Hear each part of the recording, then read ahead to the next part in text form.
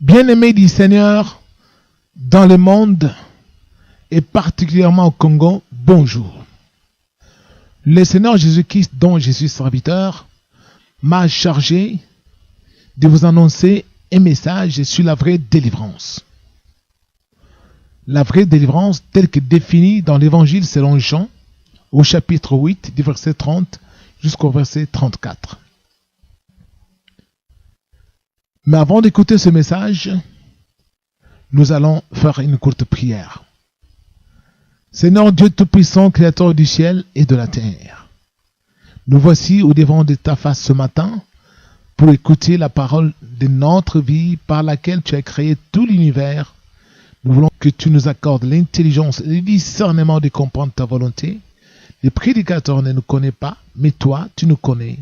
Seigneur, parle-nous. Au nom de Jésus-Christ, merci. Alors, dans Jean 8, alors que le Seigneur un jour tenait un discours sur la mission divine que Dieu lui avait confiée, beaucoup de gens avaient cru en lui. Et parmi ceux qui avaient cru en lui, il leur dit, quand vous avez cru, demeurez dans ma parole, vous connaîtrez la vérité et la vérité vous affranchira. Mais il a bien pris soin de leur dire, si vous demeurez dans ma parole, vous êtes vraiment mes disciples. Vraiment mes disciples. Pourquoi il a dit vraiment mes disciples? Parce que il y a de vrais disciples, il y a aussi des faux disciples.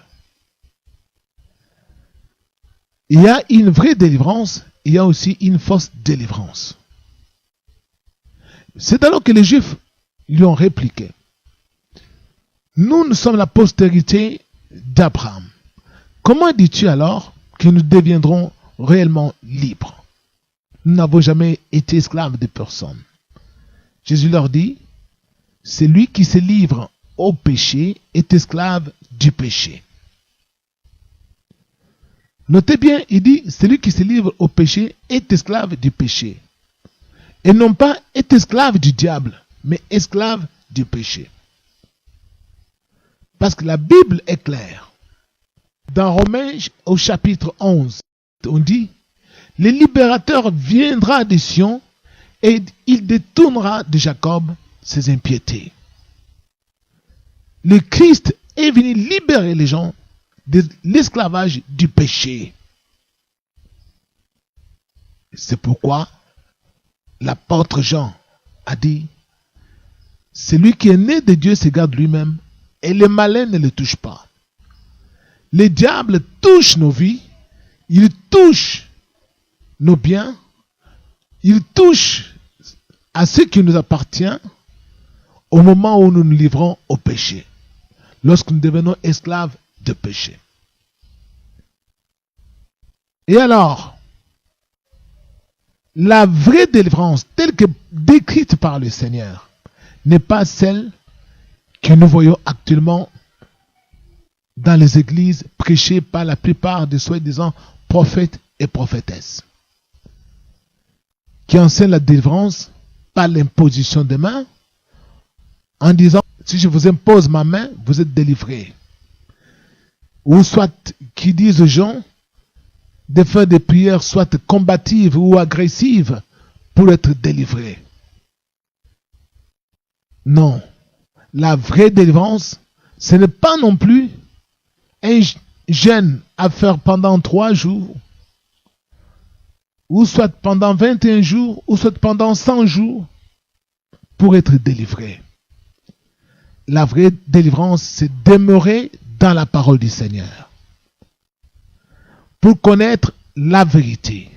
Demeurer dans la parole, c'est-à-dire pratiquer la parole, connaître la parole. En connaissant la parole, c'est alors on va connaître la vérité. La vérité, Jésus lui-même le décrit encore dans Jean chapitre 17 au verset 17. Il dit, quand il fait sa prière sacerdotale adressant à son Père, il dit, Père, sanctifie mes disciples par ta vérité, car ta parole est la vérité. La parole de Dieu est la vérité. Quand vous voyez dans Jean 14, là encore, le Christ dit, moi Jésus, je suis le chemin, la vérité et la vie. Jésus est la vérité. Et Jésus prie son Père dans Jean 17. Il dit, sanctifie-les par la vérité. Et quand nous revenons toujours dans l'évangile, selon Jean, au chapitre 1, au verset 1, là il est écrit, au commencement était la parole était avec Dieu, et la parole était Dieu. Et à la fin, on dit, la grâce et la vérité sont venues par Jésus-Christ. Qu'est-ce que cela signifie?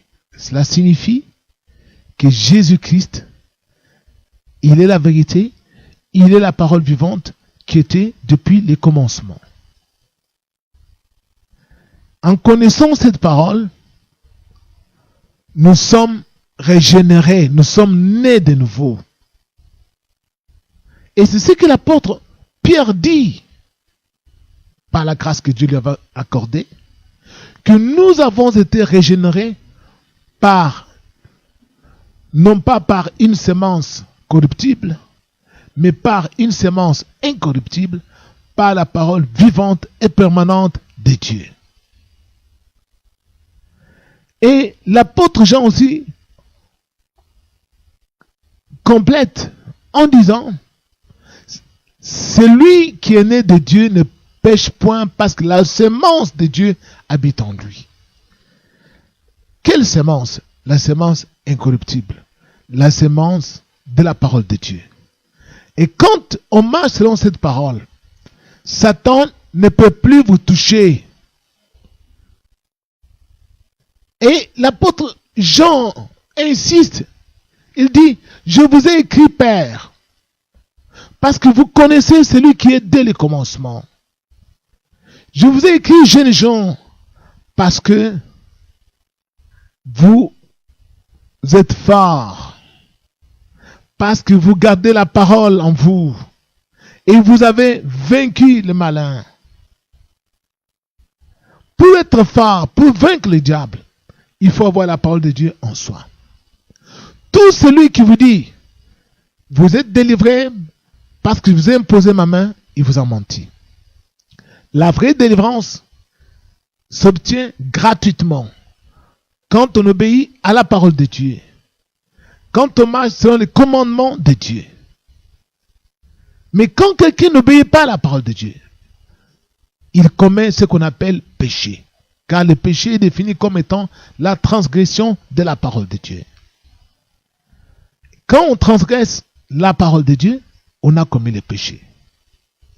Mais tandis que si quelqu'un pratique la justice, c'est quelle justice? La parole de Dieu, c'est la loi de Dieu, c'est la loi de la justice.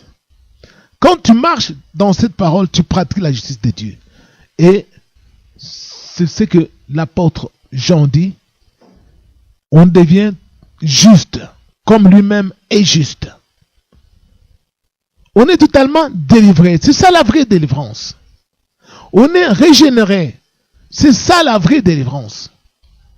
Mais tout celui qui vous dit, donnez une offrande de prophète pour être délivré. Si je prie pour vous, vous êtes délivré. Si vous tombez, vous êtes délivré. C'est du mensonge. On vous a menti. Vous n'avez jamais été délivré. Toutes ces choses qu'on vous a vendues dans des églises, des mouchoirs, de l'huile, de l'eau, de l'encens, des morceaux de bois, des morceaux de pierre, des images de soi-disant saints, ce sont des bagatelles. Allez les jeter à la poubelle. Parce que la vraie délivrance, c'est l'obéissance à la parole de Dieu.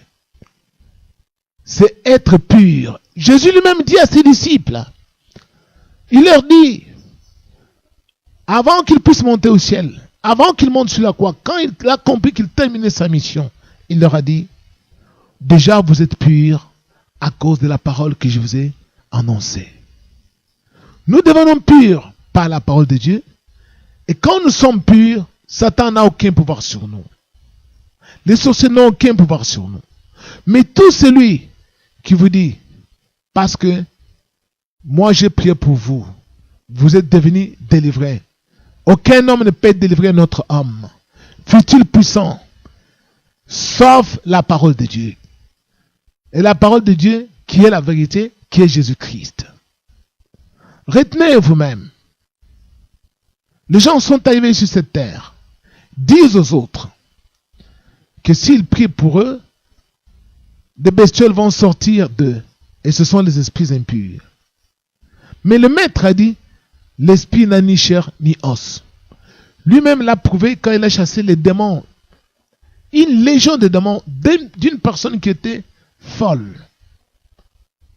On n'a vu aucun démon se manifester dans la chair. On a senti, on a vu la personne retrouver le bon sens, mais on n'a pas vu les démons avec les yeux. Mais aujourd'hui, beaucoup de magiciens sillonnent la terre, sortent des bestioles, des cafards, des corps de gens, des habits de gens, et vous disent, vous êtes délivrés parce que telle bestiole est sortie de vos habits. C'est du mensonge. La vraie délivrance, c'est quand on est totalement libre de tout péché. La vraie délivrance, c'est quand vous marchez avec le Seigneur et que vous ne pouvez plus commettre des péchés parce que vous connaissez déjà la loi de la liberté, qui est la parole de Dieu, à laquelle vous obéissez quotidiennement. En obéissant à cette parole, Satan ne peut rien contre vous. Il ne peut même pas vous toucher parce que vous êtes fort. Fort pourquoi?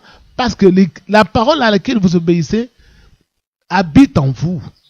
Et comme cette parole habite en vous, le Christ est en vous. C'est ce que Jésus a dit. Si vous gardez mes paroles, mon Père et moi, nous viendrons faire notre demeure en vous. C'est ça la vraie délivrance. Mais quand vous n'obéissez pas à la parole de Dieu, quand vous continuez à vous injurier, quand vous continuez à commettre des adultères, à vous bagarrer, à vous outrager, à vous mépriser selon les tribus, selon l'appartenance tribale, à vous diviser, nous ne sommes pas libres. Nous sommes encore esclaves du péché. C'est alors que Satan, qui est le voleur, va saisir l'occasion pour bloquer notre vie, pour nous arracher ce que Dieu nous a donné, pour introduire la mort parmi nous. On ne sera jamais délivré tant qu'on pensera qu'on est libre face au Satan. On n'est pas libre face au Satan. On est libre quand on ne pêche plus, quand le péché n'a plus de pouvoir sur nous. Et c'est ce que Paul dit dans Romains, que le péché n'aura point de pouvoir sur vous parce que vous êtes sous la grâce. Parce que nous sommes morts au péché en Christ. L'apôtre Jean a dit, celui qui pêche est du diable. Quand vous continuez à pécher, Satan est en vous. Il bloquera votre vie. Vous lui appartiendrez. Vous ne pourrez jamais lui échapper. Celui qui est né de Dieu ne pratique pas les péchés. Tout celui qui m'écoute ce matin, qui a cherché la délivrance au travers des hommes, qui a cherché la délivrance dans le jeûne, dans des prières, qu'il sache qu'il n'a jamais été délivré. La délivrance, c'est quand on connaît la vérité. Et la vérité, c'est la parole de Dieu, à laquelle il faut obéir et qu'il faut connaître et pratiquer cela quotidiennement dans sa vie. Partout où que l'on soit, quelles que soient les races, quelles que soient les tribus, quelles que soient les familles, quelles que soient les nations. Le Christ, c'est le seul libérateur du monde. Lui seul est la parole de vie. Lui seul peut vous donner cette liberté qui pourra faire de vous un homme fort, puissant, face au diable, face aux sirènes des eaux, devant lesquelles les gens tremblent, face aux magiciens, face aux féticheurs. Et vous marcherez sur cette terre comme étant les co-héritiers de Jésus-Christ. Pourquoi? Parce que vous êtes délivrés, vous êtes nés de nouveau. Merci beaucoup. Que Dieu bénisse sa parole et bon dimanche.